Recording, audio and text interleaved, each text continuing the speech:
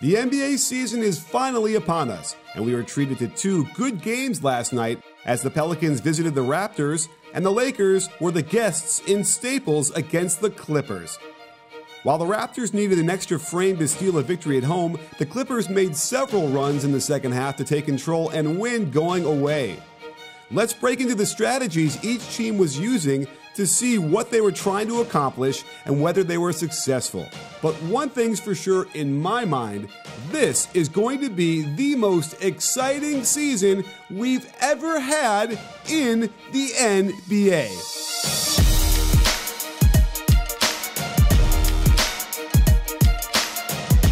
First off, Brandon Ingram led the Pelicans' balanced attack with 22 points and is starting to show he's earning the hype he came into the league with. And we were also treated to an individual battle between him and Pascal Siakam, which was fun. Check how he ends the dribble by landing on both feet, allowing him to choose which foot he can step through with, drawing the contact and hitting the and one as well. Ingram also let the offense work for him to generate easier shots from the weak side. On this flash to the middle, it sucks in Ingram's defender on the help, and on the kick out, we see the customary catapult from the side of his head that gets the friendly roll. And a similar action, this time on a pocket pass, finds him in that same corner attacking the rim past Siakam. Check the gorgeous fake on the left side, then scoop reverse layup with the right hand. His counterpart on the other side of the floor tied his teammate Fred Vliet for leading scorer with 34 points, and mostly did his damage bringing the ball up and attacking off the dribble and into the paint. Of course, he got away with the chicken wing on the finish, but he was at home and the refs seemed to struggle with many calls all night. Check how much space he has with 4 shooters around the perimeter, and Ingram has no hope of stopping him on the crossover and left hand off the glass. The Pelicans decided to put Jrue Holiday on him in the third, and he's just not long enough to be effective once Siakam gets going downhill, and Derek Favors was powerless this close to the basket. Kenrich Williams is taller, but they isolated on him down low, and Siakam's post game is still a work in progress, but will also be a source of a lot of points for him on mismatches down low. I thought Pelicans coach Alvin Gentry struggled with his lineups throughout the game, and one guy he's going to have to get more minutes for earlier is Nicola Melli, who played with Fenerbahce in the EuroLeague and is a rugged Italian shooter, who treated us to 4 3-pointers and a team-high plus 11 in the box score. They'll play him at center at 6'9", and he's the perfect fit in the modern NBA, where he'll no doubt get many of his shots after looking to set screens, then spacing back beyond the three-point line. I'm looking forward to the ball Melli pick and roll, since Lonzo was controlling the offense very well last night when he was actually on the court, generating a nice open look with the pocket pass. And that brings us to Lonzo Ball, who didn't light up the box score with only 8 points and 5 assists, but I was impressed with the way he controlled the game. Here's his patented quick-release 75-foot pass to a streaking Ingram, and while it didn't immediately generate a basket, it kept the entire defense on their heels and collapsed into the paint. Until Holiday finds the trailing ball wide open, beautiful jump stop simulates the shot without having to fake it, and a gorgeous dump-off pass to Derek Favors gets him the assist. And he's got great speed off the dribble, and even though this push doesn't get him a bucket when Siakam protects the rim, again, the Raptors defense never has time to get back in position as the offense continues to attack closeouts, catching Siakam foolishly diving for a pass, leaving the basket unprotected and leading to a foul, all because of Lonzo's early push off the ball.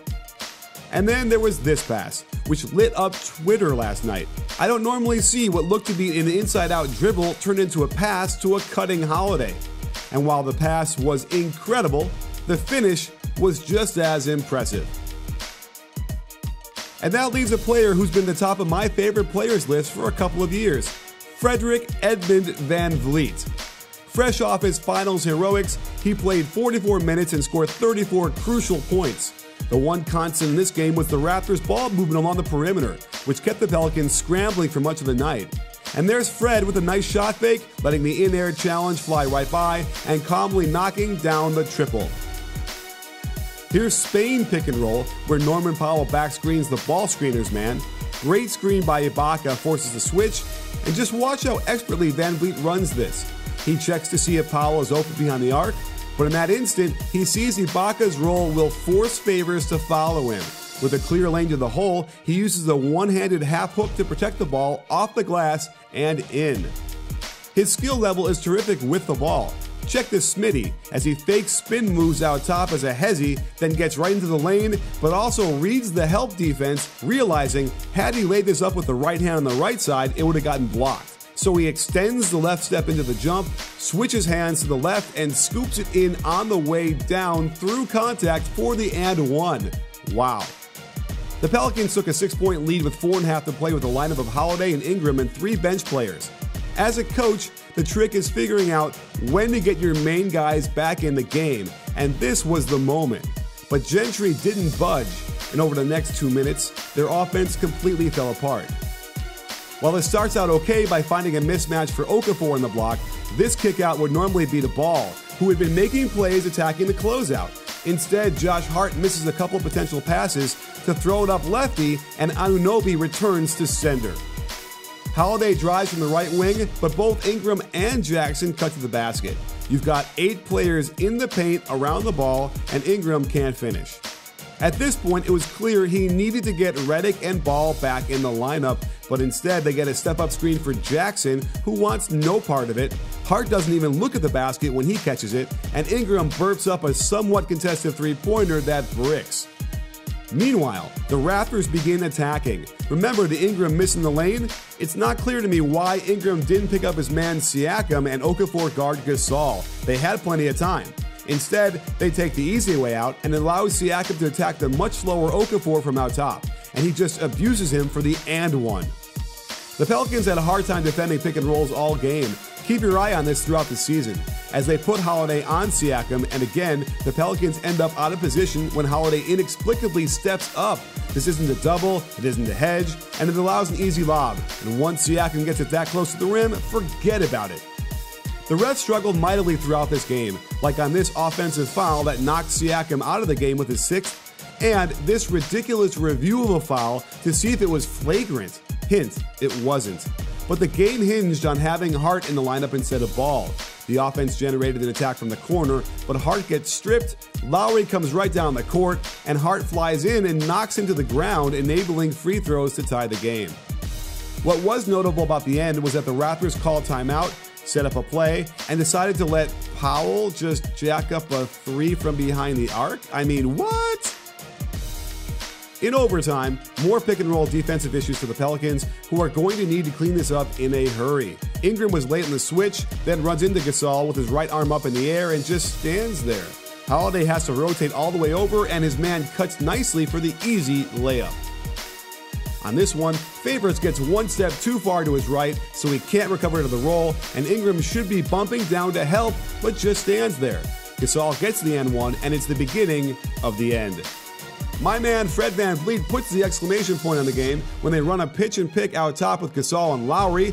The defense rotates properly on this, but Favors is simply too slow to get out there in time, and VanVleet knows this is in before it even drops. Game over. Moving on to the West Coast, and while we had a homecoming for Kawhi Leonard, it was the Lakers who looked much more comfortable to start. Starting a very old-school 90s lineup of LeBron, AD, and JaVale McGee in the front court, they even went back to the old-school pounded-inside post-ups of yesteryear. And it worked when the Clippers strangely decided to put Patrick Beverley on him to start the game. The next time down, the Clippers rotate to help nicely, but 2 players bump down to the lane. That's a mistake when it's Danny Green wide open on the weak side for one of his 7 3-pointers on the night. And they did it again when it was a fair fight with Kawhi Leonard guarding LeBron down low. This spacing certainly is funky, but no matter, LeBron hits him with the Dirk leg for another bucket.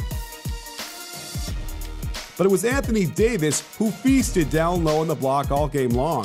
If last night is any indication, gone are the days of setting ball screens and rolling to the hoop. He's going to go to work on the block as much as possible.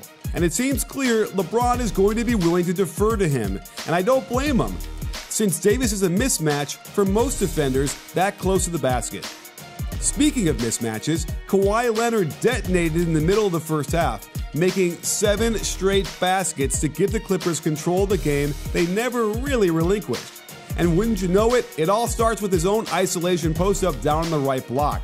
A little shake to the left with the right foot pivot gives him the space to fade away, but still shoot it from only 10 feet away. Watch LeBron guarding him on the weak side. He loses track of where Kawhi is, and it's an easy pass and easy corner 3. The biggest value Kawhi brings is when the shot clock winds down and the offense hasn't generated anything valuable. Oh, and does this shot look familiar at all? Yeah, I thought so. And to cap off the 7 straight bucket streak, Danny Green tries to break up the reverse pass, but he gets 3 steps too high. Remember, you don't actually have to have your body in the passing lane itself to deny a pass. And the perfect backdoor cut, good backdoor pass, and the lefty dunk is all sorts of vicious. What decided this game, however, was the Clippers' bench. You're not going to lose many games when your bench outscores the other team's reserves 60-19. The Clips already had a dominant 1-2 punch with Lou Williams and Montrezl Harrell, and they did a terrific job to add Mo Harkless and keep JaMychal Green, all of whom scored in double digits, and it was these 4, along with Patrick Beverley, that led to a 9-0 run deep in the 4th that ended the game a little early. It started with a steal and a lazy pass by Troy Daniels, and LeBron is powerless against the strength of Harrell in the open court on the nice runner. This one made little sense. On the pick and roll, Dudley switches onto the ball handler. Everything should be fine, but why does KCP wander over to Lou Williams like this? He's completely in no man's land, and if you don't know it now, JaMychal Green is a legit 3-point shooter that you cannot leave wide open on the wing. The familiar Lou Montrez pick and roll gets Anthony Davis involved, and I gotta tell you, AD's defense makes me very concerned for the Lakers. He seems to lack spatial awareness and instincts to make plays. A great defender would have stepped over and blocked this shot. Instead, he's just a spectator. On this broken play with under 6 minutes to go, Lou finds an inch of daylight on the baseline. Danny Green was a step late to help, but he's there. Great finish through contact by Williams, but I can't shake the gnawing feeling that a great defender would have swooped over and pinned this against the glass, especially since AD is guarding a non-shooting threat in Harrell. While the Lakers did make this interesting when Danny Green went Super Saiyan in the 3rd, proving that the hot hand does indeed exist, the other concern for Lakers fans has to be what appears to be LeBron James's inevitable decline. He's still a top player, mind you, and he can make plays going to the basket. But he has relied on supreme athletic ability for so long, in lieu of mastering other finishing skills that mere mortals needed in order to get shots off. And there's just too much evidence at the moment that his elevation and power are in decline, leading to the kind of shots in the lane that he would never have missed earlier in his career. The offense really slows down for his shot attempts, LeBron preferring to have all the pieces in place in front of him so he can control all the action. But it also allows the defense to get in better position without the need to be covering cutters and lots of ball movement. And as a result, it's a little tough to see what's happening before our very eyes. Maybe LeBron will find a new source of energy and explosiveness as the season wears on. But not only could his offense be a cause for concern, but I'm convinced it's the defense that will hold the Lakers back from being a top 3 team in the West. Of course, things change a lot when Kyle Kuzma returns, so let's table this discussion until he's played 10 games or so. But the Clippers looked mighty impressive, and that's without top 10 player and wedding crasher Paul George on the floor. When he gets back, there is no question Doc Rivers and company will demonstrate what a title favorite looks like.